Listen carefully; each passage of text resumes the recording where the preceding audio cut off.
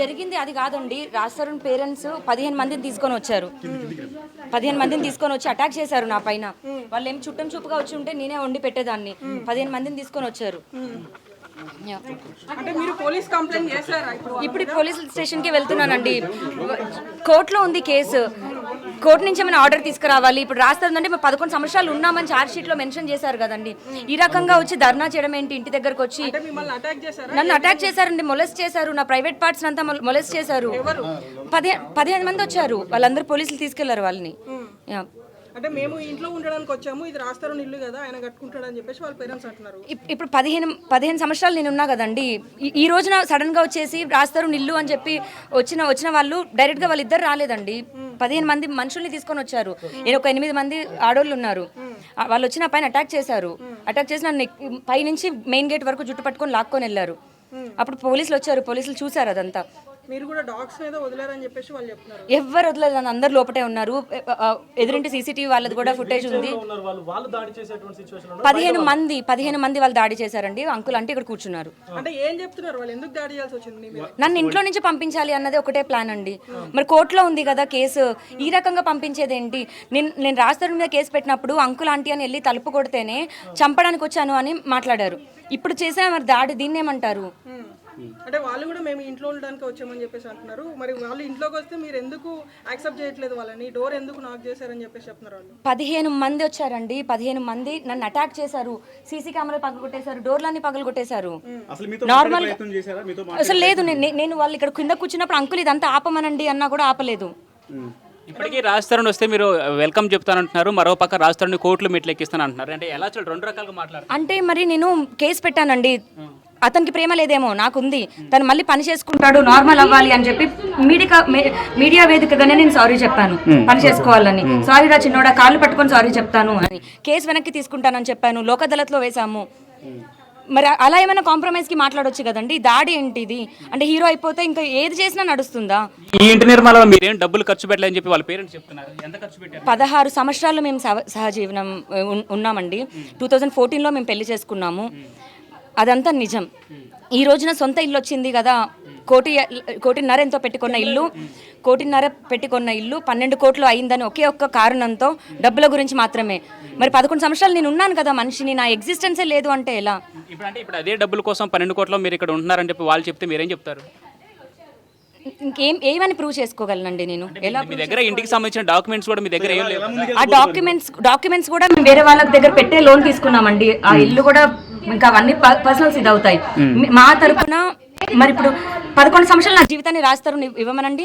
నన్ను ఎలా అయితే తీసుకొచ్చాడో నన్ను తీసుకెళ్లి మా పేరెంట్స్ అప్పచెప్పమనండి. నేను వెళ్ళిపోతాను. ఖచ్చితంగా రాస్తారని కోర్టు మెట్లు ఎక్కిస్తానండి. ఈ ఇంటికి సంబంధించి ఇప్పుడు మీరు డిమాండ్ ఏ రకమైన డిమాండ్ చేస్తున్నారు? పోలీసులకి రాస్తారు మీద కంప్లైంట్ చేస్తారా వాళ్ళ పేరెంట్స్? ఇక్కడ ఏం జరిగిందో దానిపైన కంప్లైంట్ చేస్తాను. ఆల్రెడీ మీరు ఒకసారి రాస్తారనికి సారీ చెప్పారు, దాని తర్వాత ఆయన నుండి ఏమైనా రెస్పాన్స్ వచ్చిందా మీకు? ఈ రకమైన రెస్పాన్స్ అండి. నేను పబ్లిక్ గా నేను సారీ చెప్పి నీ పనే నువ్వు చూసుకోకొని నేనే వెళ్ళిపోతాను అని పబ్లిక్ గా నేను చెప్పిన తర్వాత ఈ రకమైన దాడి. అంటే ఇప్పుడు వాళ్ళ ఇంట్లో వీడియో కాల్ లో రాజ్ తరుణ్ కూడా ఉండి వాళ్ళందరినీ అవును ఎవరో ఒక చిన్న అబ్బాయి వీడియో కాల్ లో ఉన్నాడు, లాగండి దాన్ని బయటికి అని అంటున్నాడు వీడియో కాల్ లో రాజ్ తరుణ్. అండ్ ఆ 10 మంది వచ్చిన వాళ్ళందరూ ఫోన్స్ రికార్డ్ చేశారండి. దయచేసి ఆ డేటా చూసి నన్ను ఎంత అసభ్యకరంగా లాగారు. రాజ్ తరుణ్ పేరెంట్స్ వస్తే నేను రానివ్వలేదా, లేకపోతే దాడి చేసి నన్ను బయటికి లాగారా అన్నది నిజంగా అందరూ చూడాలి. ఖచ్చితంగా అత్తమామ వచ్చినప్పుడు మరి ఎందుకు లోపలికి మీరు ఇన్వైట్ చేయలేదు? అదే చెప్తున్నానండి. రాజ్ తరుణ్ ఇదంతా తప్పుగా మ్యానిపులేట్ చేయొద్దు దయచేసి. రాజ్ తరుణ్ వాళ్ళ పేరెంట్సే వచ్చి ఉంటే నేను తెలియని వాళ్ళనే రానిచ్చి అన్నం పెట్టి పంపిస్తాను. నేను రాజ్ తరుణ్ పేరెంట్స్ మాత్రమే రాలేదు. 15 మంది దుండగుల్ని తీసుకొని వచ్చారు. అది నిజం. కలిసి వచ్చారండి, అందరూ కలిసే వచ్చారు. అసలు ఆపలేదు, కూర్చొని ఉన్నారు.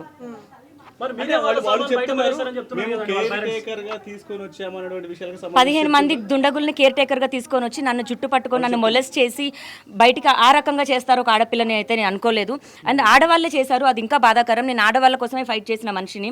ఇటు రాస్తారు అవన్నీ, అటు మస్తాన్ సాయి అవనివ్వండి, ఇద్దరికి కూడా నేను పోటీగా ఉండి ఆడవాళ్ళ మీద జరుగుతున్న దానికే చేశాను. నేను ఈ రోజు కూడా మస్తాన్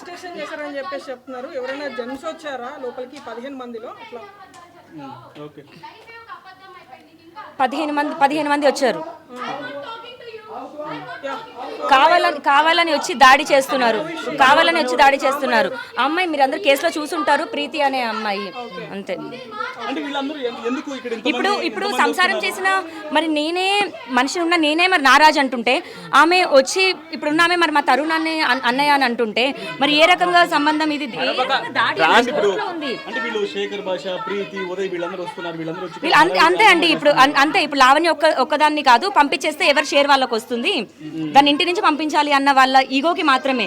కోర్టులో ఉంది, కోర్టు ఆర్డర్ తెచ్చుకోమనండి, కోర్టులో ప్రూవ్ చేసుకోవాల్సి వస్తుంది కదా. మళ్ళీ మేము ఎంత పెట్టాము, లేకపోతే మా డబ్బులు ఏంటి అని నిస్సాయిత స్థితిలో ఉన్నానండి నేను. నాకు ఇప్పుడు కూడా గ్రామ్ బంగారం లేదు. నేనేమి బంగారం కోసం ఇది కోసమో కాదు, అన్ని తాకట్లు పెట్టుకుంటూ వస్తేనే మాకు ఈ రోజున సొంత ఇల్లు అనేది వచ్చింది. అంటే వాళ్ళ పేరెంట్స్ చెప్తుంది అసలు పెళ్ళే కాలేదు, దౌర్జన్యంగా మా అబ్బాయి ఇంట్లో ఉంటుందని చెప్పేసి వాళ్ళు ఇందాక మాట్లాడారు. పోలీసులు ఛార్జ్ షీటే ఇచ్చారు కదండి, 11 సంవత్సరాలు మేము ఉన్నామని.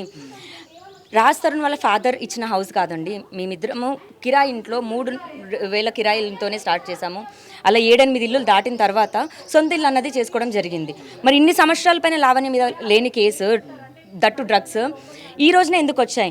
మీ అందరి ముందే దయచేసి నన్ను టెస్ట్కి తీసుకెళ్ళండి, పాజిటివ్ వచ్చిన రోజున మీ అందరే పంపించండి, నగర పరిష్కారం చేయండి. రాజ్ తరుణ్కి సంబంధించిన ఇల్లు కాబట్టి వాళ్ళ పేరెంట్స్ వచ్చి ఇక్కడ కూర్చోవడం జరిగింది. లావణ్యకి ఏ హక్కు ఉందని చెప్పి ఇంట్లో ఉంటుంది, వాళ్ళు ఎందుకు బయట నిలబెట్టిందని చెప్పి శేఖర్ భాష కూడా ప్రశ్నిస్తుంది. ఆ వ్యక్తికి ఏం చెప్తారు మీరు? సంబంధం లేని ఒక వ్యక్తి వచ్చి అలా మాట్లాడుతుంటే, 11 సంవత్సరాలు ఉన్నానండి నేను, నా జీవితం ఏం కాను. మీడియా ముఖంగా రాజ్ తరుణ్ వచ్చి అంత చండాలంగా మాట్లాడిన తర్వాత నా జీవితం ఇంకా ఏమవుతుంది? నేను సెపరేట్ చేయడానికి సారీ అని కూడా చెప్పాను. చివరిగా ఎప్పుడు మాట్లాడాడు రాస్తారు? ఇష్యూస్ అన్ని వచ్చిన తర్వాత మళ్ళీ మన కాంటాక్ట్ చేసే ప్రయత్నం చేశారు, ఎందుకంటే ఆల్రెడీ ఆయనకి సారీ కూడా చెప్పారు కాబట్టి. సో మీరు అతన్ని కాంటాక్ట్ చేశారా లేదా అతను కాంటాక్ట్ చేసే ప్రయత్నం చేశారు? మీరు ఇప్పటికీ చూసినట్టయితే ఎవరైతే పీపుల్ ఉన్నారో స్టార్టింగ్ నుంచి కూడా వాళ్ళే గ్రూప్గా జాయిన్ అయ్యి నా మీద చేయాలనే చేస్తున్నారు. నేను అప్పుడు ఒంటరిదాన్ని, ఇప్పుడు ఒంటరిదాన్ని. లీగల్ పరంగా నేను ఎటువంటి యాక్షన్ తీసుకోవాలో, ఎలా ఫైట్ చేయాలో నేను మంచిగా అలాగే ఫైట్ చేస్తాను. న్యూసెన్స్ చేస్తుంది వాళ్ళండి. తెలియకుండానే ఇక్కడికి వచ్చామని చెప్పేసి చెప్తున్నారు. లేదు, రాజ్ తరుణ్ గొంతు నేను విన్నాను, వీడియో కాల్లో రాజ్ తరుణ్ మాట్లాడాడు. మేనేజర్ కి కూడా రాజ్ తరుణ్ యాక్సెస్ ఇస్తేనే వాళ్ళందరూ లోపల రావడం జరిగింది. ఇప్పుడు వద్దండి, డాగ్స్ అన్ని కూడా లోపల ఉన్నాయి, అన్ని చూపించడం జరిగింది ఆల్రెడీ. వద్దండి ప్లీజ్, మొత్తం సీసీ కెమెరాస్ అన్ని ఇదిగోండి, అక్కడ తలుపులన్నీ పగలగొట్టేశారండి, తలుపులన్నీ అలాగే అన్ని డోర్స్ పగలగొట్టారు. వద్దులేండి ప్లీజ్, ఆల్రెడీ చూపించాము ప్లీజ్. నేను పై రూమ్ లో ఉన్నానండి.